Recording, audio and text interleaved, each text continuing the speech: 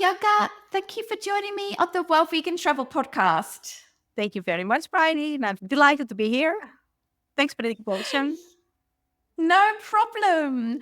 Listeners, you will have no idea of all of the technical issues that Yoka and I have had to make this conversation happen. So it's really exciting to have you with us, Yoka. And you're today going to be talking about 5 reasons why Portugal's Southwest is such a fantastic destination to go to. So before we get into that, Yoko, would you mind telling us a little bit about what you do in the vegan and the vegan travel space? Yeah, my husband Peter and I, we run a glamping site in the Alentejo, close to the coast. Alentejo is a province in Portugal that's just a little bit above the Algarve and below Lisbon. It's not very well known yet, but it's really beautiful. We started Portugal Nature Lodge or glamping around 16 years ago. And it's a 7.5 hectare property. How much is it in acres? I think 30 acres.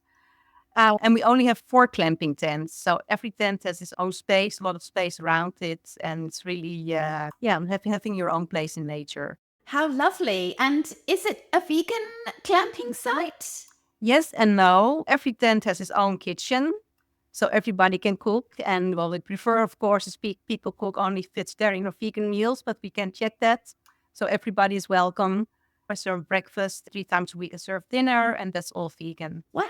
I'm just absolutely loving this idea of having a hybrid of like self-catering and also being able to have breakfast and dinner for everyone as well. Could you describe to us what the actual glamping tents are like? Yes, we have 4 tents, and one is a real South African safari tent. 60 years ago when we started this, there was not so much on the market yet. Well, so we bought this one in South Africa.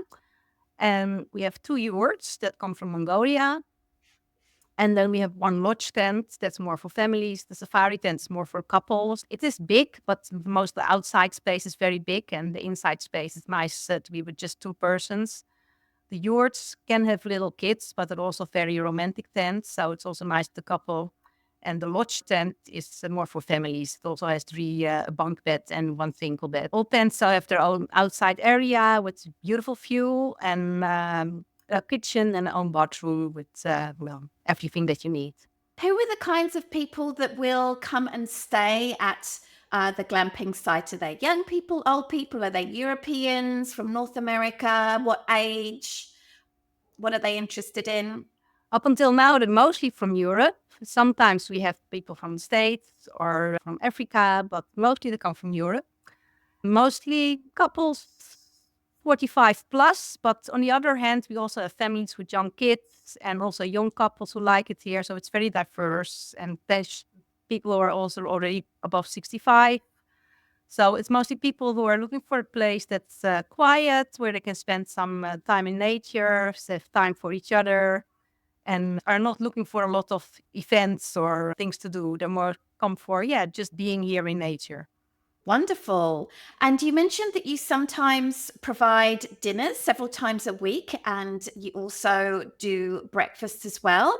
Do you deliver it to the glamping tents, or do you have a restaurant or a common eating area where everyone who's staying can sit and eat together? The breakfast we always bring to the tent. For dinner, if people like it, there are more couples or families staying for a longer time. They like to have dinner together, or sometimes people book several tents. We have a communal space close to the swimming pool where we can serve dinner. But otherwise, we just bring it to the tent, So people can just work the catering and have their own place, their own view. And it's the most beautiful place to have dinner. So most people like it, And is the venue open all year, or do you close at certain times of year? No, we're just having our last weeks now. So we close end October, and then we open again beginning of April. The winter days can be very nice, but of course the evenings are much longer, and sometimes it can be really humid and a little bit colder, and then so nice to stay in the tent. Spring and autumn and summer are best, Does it get very hot in the tents in summer? Because I'm imagining that South-West Portugal can be very hot in the summer. But it's not too bad. We have Atlantic Ocean close by, The temperature mostly is around 30 degrees during the day. And sometimes it gets hotter, of course, but normally it's around 30 degrees Celsius. And in the tent, yes, sometimes it can be hot in the tent, but you normally spend your days outside. We never need air conditioning or whatever. And the evenings always cool down, so it's perfect for sleeping. I love it. Fantastic. All right. So you're going to share with us some information about the southwest of Portugal. I'm not very familiar with Portugal at all. I've been to the north a little bit, but I certainly don't know this part of the world. So could you just orient us a little bit? Where is it? What are the big geographical features nearby? What's the climate like? Just let us know what we can expect when we go to this part of the world. Yeah. So Portugal is, of course, the western part of Spain. So it's on the north and on the east border, it's all enclosed by Spain. And there's a very long coastline. It's a long country. It's not so wide, but I must say it's about 170 kilometers wide or something, but it's very long. And Lisbon is halfway. Well, we live below Lisbon. So Lisbon is, of course, the capital, and it's very well known. It's a nice city to visit. Then there's Porto in the north. It's also a very nice city. And then the Algarve in the south is the most well-known part of Portugal. That's where most people go for holiday, where you have the big holiday complexes and, of course, beautiful beaches, but also very crowded. And then the Alentejo is the province where we live. That's the part between the Algarve and Lisbon. This is a province that is always rural. The interior can also be very hot. We got 50, 40 degrees and more. But that's also the part where there's most culture. There are big plains with also only cork trees and olive trees. And there's not so many people living there. Mm. The coastal part is also very unexplored. And I think that's what makes it so special, especially here in Europe. But I think most parts of the world, there's not so many coast in southern Europe, which doesn't have big hotels and a lot of buildings. This part of the coast is really, unexplored. There's really a nature park.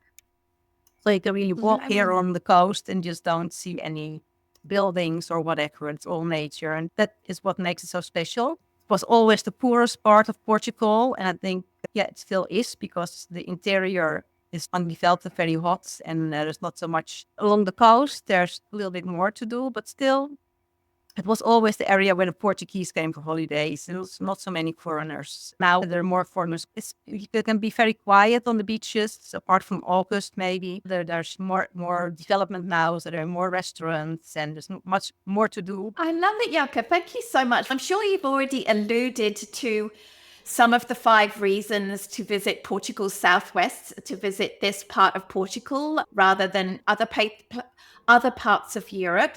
So why don't you tell us the first reason why you think that people should check out this part of the world?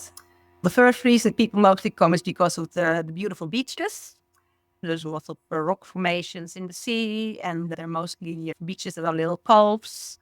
The sea is pretty wild here. It's more like a surf coast than swimming coast. A lot of people also come here for taking surfing lessons. And so the beautiful and still natural beaches, that's the first reason. The other reason is that it's so authentic still. Maybe along the coast, it's a little bit less, but you only have to go a little bit inland, 5 kilometers to come in these little villages where the Portuguese still have these little bars where you can buy a coffee for a few cents and where everybody comes together. So it's really authentic. And that's also what makes it very special. So when you say it's authentic, like I've got a vision in my mind of the old guy sitting on the bench and spending all day just chatting. What are some of the other sort of authentic things that you can see when you go to this part of the world? Maybe farming life or arts and crafts, things like that? Yeah, farming life is one thing. That's really a part where everybody has his own garden and his own pig, and that's not very vegan, but and all the villages are in little communities where people share a lot of things, still the way it was. So there are no big farms here. Everybody has his own cork trees for the cork, and on olive trees and orange trees, and there are no big developments here, no big agricultural land. So that's very nice. The culture here is the authenticity.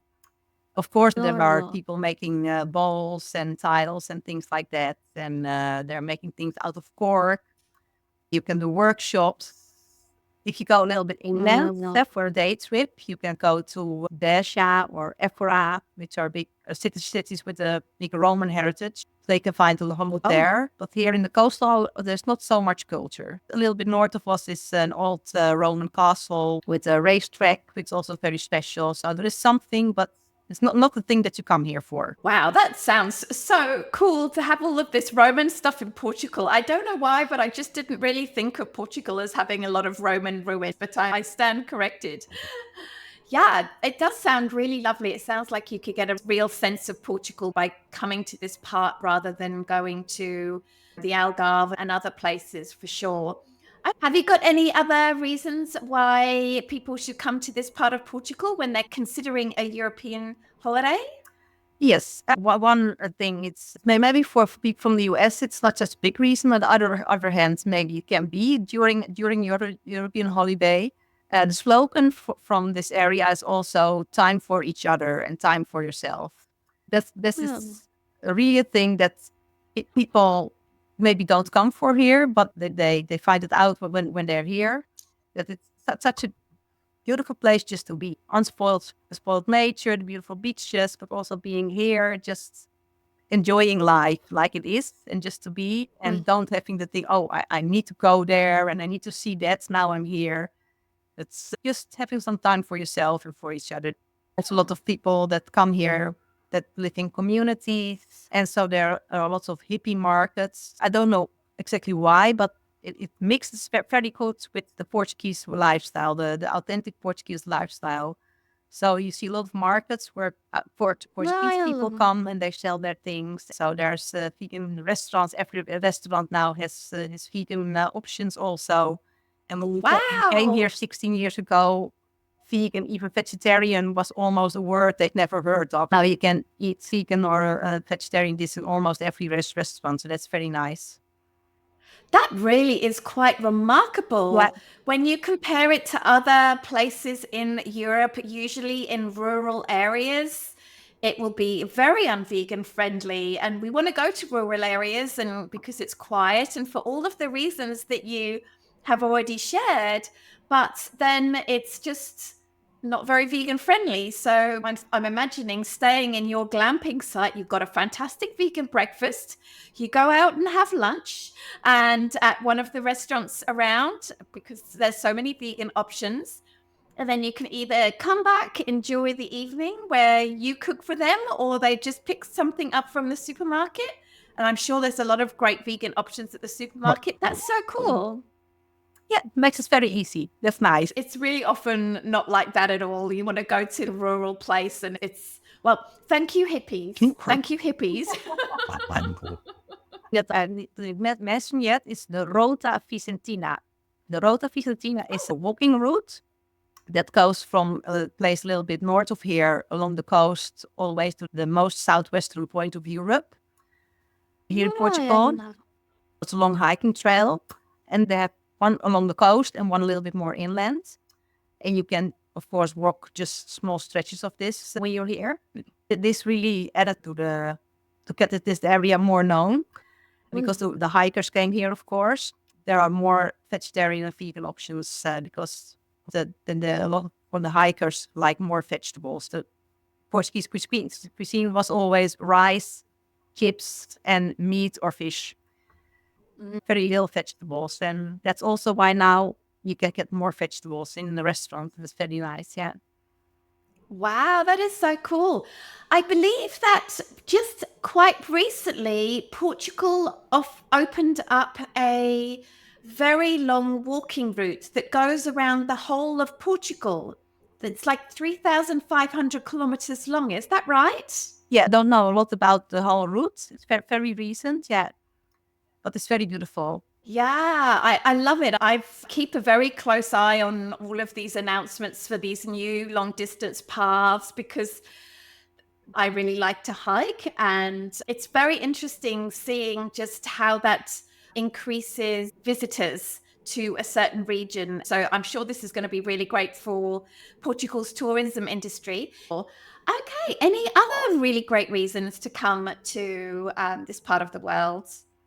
A lot of people go to the Algarve, the most southern province of Portugal, also has a beautiful coastline. But a lot of people come there really for the coast, for the sea, and partying. Here you can also have the beautiful beaches and the nice villages on the coast. All the tourists that come here really come for nature because there's no partying and just very small things and no high-rise buildings, no all-inclusive tourism. So that also still makes it very special. Yeah. I love it. If there are people that really like to be very active, I mean, you talked a little bit about the hiking, but are there any other specific things that people who love adrenaline, love to be active, like to push themselves physically, that they might do? Because right now it just sounds very relaxing, but maybe people like to really get out there and push themselves a little bit. Yeah. A lot of people go surfing, of course, because of the surf coast here. Surfing is very beautiful. You can spend all day on the water and on the beach and be very active. So that's really nice to do just for an afternoon or for a day, or you can take a several day course.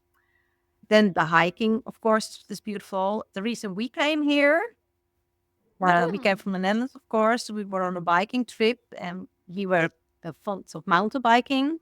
And the mountain biking is also really good here. Of course, the summer is a little bit too hot for that, mostly. But in spring and in fall, it's amazing. There's so many tracks and roads to take, and you cross to all these beautiful villages. And so mountain bike is really good. And of course, there are other activities you can do. You can jump off the rocks in a little lake, or there are activities on the coast where you can jump in pools, and there's a lot to do. If you like the adrenaline rush, you also find something. And is your glamping site located on the beach, or is it a little bit inland? We're a little bit more inland, yeah. The advantage is that the coastal area is a bit barren because of the wind that always comes from the Atlantic Ocean. And because we're just a little bit more inland, there's a river in between us and the coast. That's also a tip. You can go canoeing on the river. It's a very easy river. Because we're a little bit more back, we don't have these big winds. It's more in the hills, much more very green compared to be closer to the coast. Sounds absolutely lovely. I can't wait to check it out. It just sounds like such a dreamy place. So if people did want to come and stay at your accommodation that's very vegan friendly in a very vegan friendly part of the world, how can they find you and how can they book a tent at your site? Yeah, you don't really need a car, but it's advisable because the public transport here is horrible. So if you want to go to the beach, you will really need a car or call a taxi. You can find it, of course, on the internet and on Google Maps, Portugal Nature Lodge. We're close to a little village, 800 meters from it. It's a dirt road, the last track, but that makes it even more special. It's very hidden. But the little village is also very nice. There are 2 cafes where you can have a drink or have a meal, and also vegetarian or vegan. That sounds lovely. All right. Well, listeners, all of the things that we've talked about are going to be linked in the show notes. So please go and check it out and check out Portugal Nature Lodge. It just sounds absolutely lovely. Jukka, thank you so much for joining me on the Well Vegan Travel podcast. Thanks for having me.